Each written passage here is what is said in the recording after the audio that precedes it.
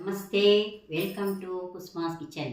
ಇವತ್ತು ನಾನು ಮಾಡುತ್ತಿರುವ ಅಡಿಗೆ ಮೆಂತ್ಯ ಸೊಪ್ಪಿನ ಪರೋಟ. ಇದಕ್ಕೆ ಬೇಕಾಗಿರುವ ಸಾಮಾನುಗಳನ್ನು ನೋಡೋಣ ಬನ್ನಿ.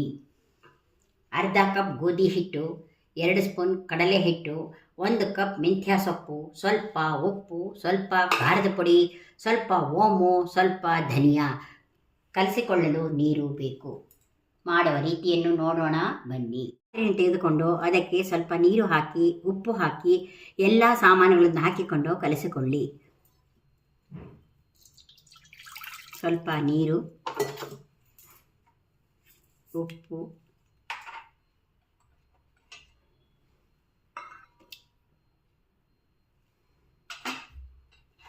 ಮೆಂತ್ಯ ಸೊಪ್ಪು, ಕಡಲೆ ಹಿಟ್ಟು, ಖಾರದ ಪುಡಿ, ಧನಿಯಾ ಪುಡಿ, ಓಮು ಎಲ್ಲವನ್ನು ಹಾಕಿ ಕಲಿಸಿಕೊಳ್ಳೋಣ.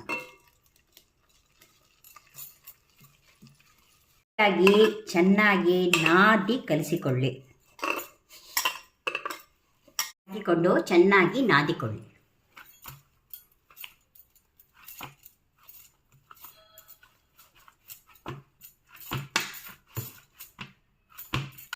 ಹಿಟ್ಟು ರೆಡಿಯಾಗಿದೆ. ಉಂಡೆಯನ್ನಾಗಿ ಮಾಡಿಕೊಂಡು ಅದನ್ನು ನಾದಿಕೊಂಡು ಅದರಲ್ಲಿ ಹಿಟ್ಟನ್ನು ಅದ್ದಿ ಅದನ್ನು ಲಟ್ಟಿಸಿ ಬೇಯಿಸಿ.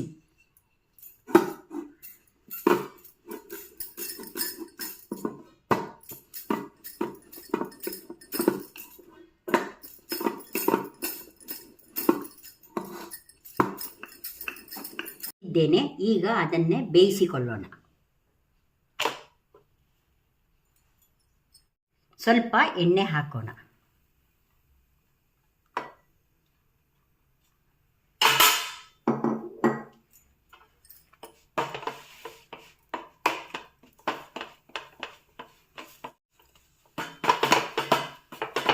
ಚಪಾತಿ ಬೆಂದಿದೆ, ಈಗ ತೆಗೆಯೋಣ. ಮೇಲೆ ಚೂರು ತುಪ್ಪವನ್ನು ಹಾಕೋಣ.